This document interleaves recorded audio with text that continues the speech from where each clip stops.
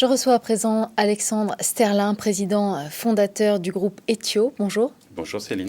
Le groupe Ethio, c'est une société de conseil et d'assistance à maîtrise d'ouvrage dans les métiers de l'immobilier. Quelles solutions avez-vous développées ? Alors à l'origine, c'est une société de conseil en immobilier, puisque moi-même, avant de créer l'entreprise en 2012, j'ai passé 15 ans dans les métiers de la construction, puis de l'immobilier.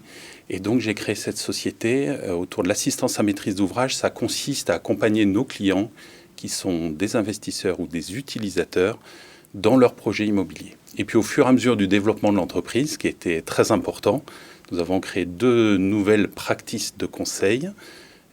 Du conseil en supply chain et en intralogistique. Ça consiste à automatiser des entrepôts. Avec le boom du e-commerce, bien entendu, il y a une grosse demande de conseil sur ce secteur-là, sur des projets très complexes. Et plus récemment, nous avons développé une activité de conseil en développement durable. Quelle est l'actualité de l'entreprise ? Alors l'actualité de l'entreprise, c'est le développement. Nous venons d'être nommés numéro 67 sur les 500 entreprises en croissance, donc un fort développement depuis ces dernières années, notamment en surfant sur l'immobilier en général, l'immobilier logistique en particulier, le e-commerce et donc une croissance des effectifs, puisque nous sommes passés en 3 ans de 20 collaborateurs à 70 collaborateurs.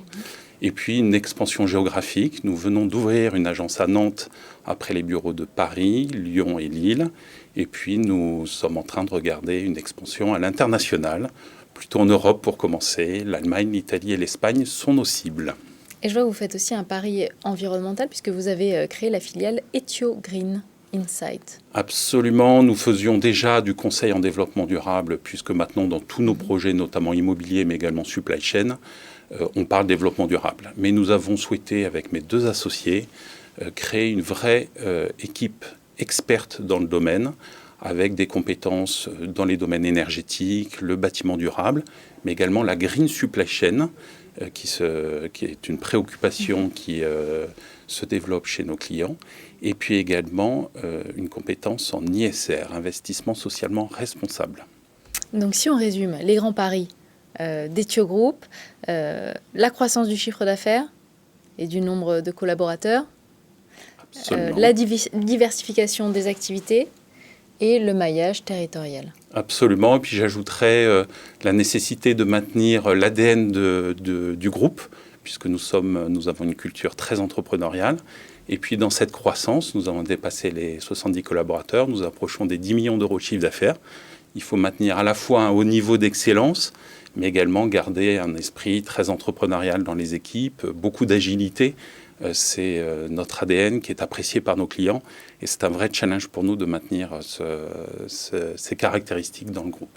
Comment vous avez traversé la crise sanitaire ?